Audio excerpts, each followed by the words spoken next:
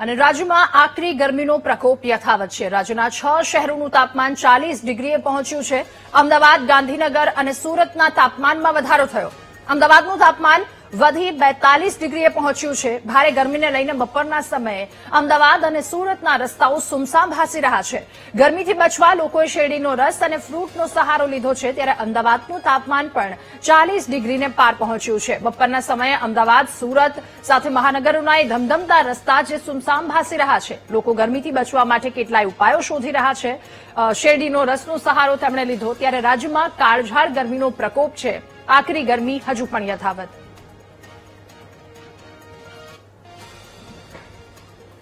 વધુ માહિતી મેળવીશું। સંવાદદાતા અમદાવાદથી આપણી સાથે પાર્થ જોડાયા છે અને સુરતથી ધ્રુવ સોમપુરા આપણી સાથે લાઈવ જોડાયા છે।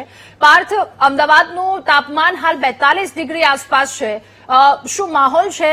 શું લોકો રસ્તે જે આવી રહ્યા છે તેમની શું પ્રતિક્રિયા છે?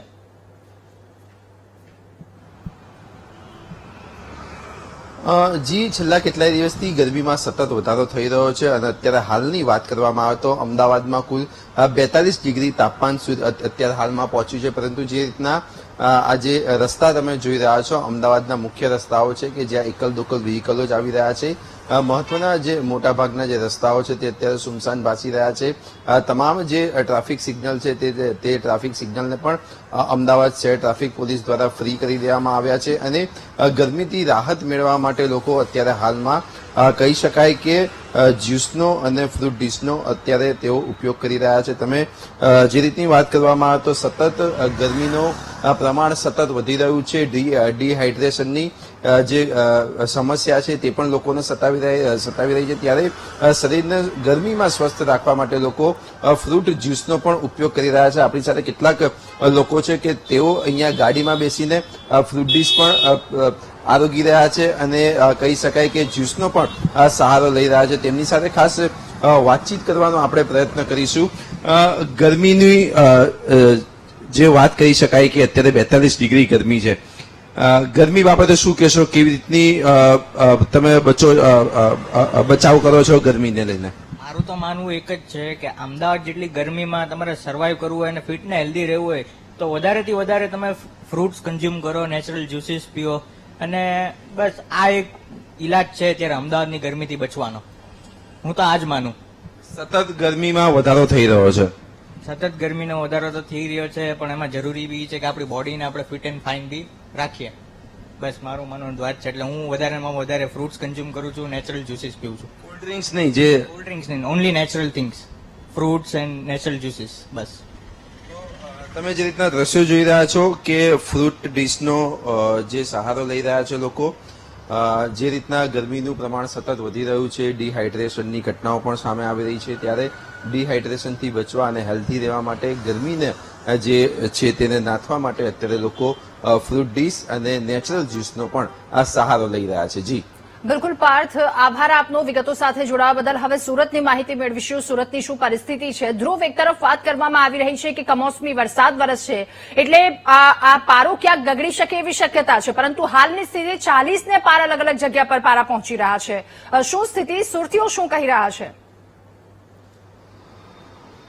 બિલકુલ, સુરતનું તાપમાનની વાત કરવામાં આવે તો અત્યારે પણ આપણે ધોમધકતા તાપમાં ઉભા છે અને સુરતના અઠવા ગેટ વિસ્તાર છે, આ અઠવા ગેટ વિસ્તારમાં ધોમધકતા તાપમાં જયારે ઉભા છે અને અત્યારે લોકો આ તાપમાં શેકાતા હોય તેવી સ્થિતિ છે। અત્યારે સુરતનું તાપમાન જે છે તે 40 ડિગ્રી નજીક પહોંચ્યું છે, 39 ડિગ્રી ઉપર આ તાપમાન પહોંચી ચુક્યું છે અને આ તાપમાનને લઈને જે લોકો જે છે તે એની માટે તંત્ર પણ ખાસ વ્યવસ્થા કરી રહ્યું છે। અત્યારે જે રીતની સ્થિતિ સર્જાઈ છે તેમાં ખાસ કરીને જુદા જુદા વિસ્તારોમાં ટ્રાફિક પોલીસે પણ પોતાની આગવી વ્યવસ્થા ઉભી કરી છે।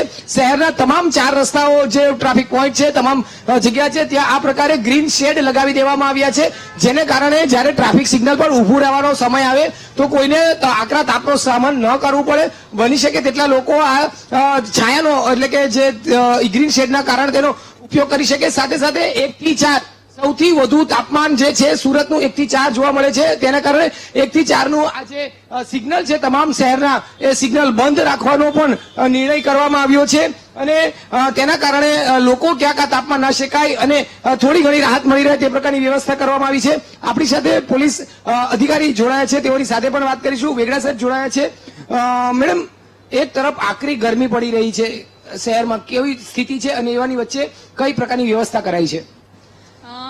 ઉનાળામાં આકરો તડકો પડે છે, એના માટે આપણા માનનીય પોલીસ કમિશનર સાહેબે 1 થી 4 વાગ્યા સુધી શહેરના તમામ સિગ્નલો બંધ રાખવાનો નિર્ણય કર્યો છે, જેથી વાહન ચાલકોને તડકો ન લાગે. આ સિવાય સિગ્નલો ઉપર જે ગ્રીન શેડ બનાવેલા છે, એ ગ્રીન શેડ છે જે બાઇક ચાલકો છે જેને તડકો ના લાગે એના માટે બનાવેલા છે.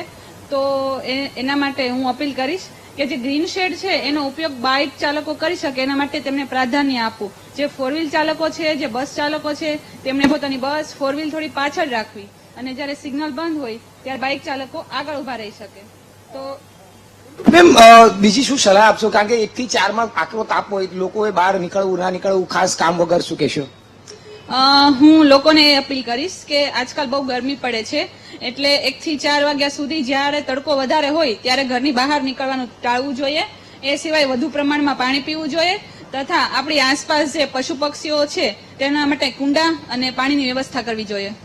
બિલકુલ, એટલે અત્યારે જોઈ શકાય છે કે સુરતમાં કાળઝાળ ગરમીના કારણે જે છે તે અત્યારે આ પ્રકારની વ્યવસ્થા કરવામાં જોવા મળી રહી છે. બીજી તરફ જે છે અત્યારે જે રસ્તાઓ જે છે તે પણ સુમસામ ભાસી રહ્યા છે. અત્યારે જે આ વાહનોની અવર જવર જોઈ શકાય છે તે વાહનો પહેલા ખૂબ જ વધુ હોય છે આ વિસ્તારમાં, પરંતુ અત્યારે ગરમીના કારણે ક્યાંક ઓછા હોય છે.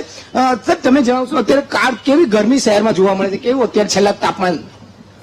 આ વીકથી તો બહુ ઝાઝું છે ને એની લીધે ગરમીનો પ્રોબ્લેમ તો છે. હવે ઠીક છે, જોયું છે.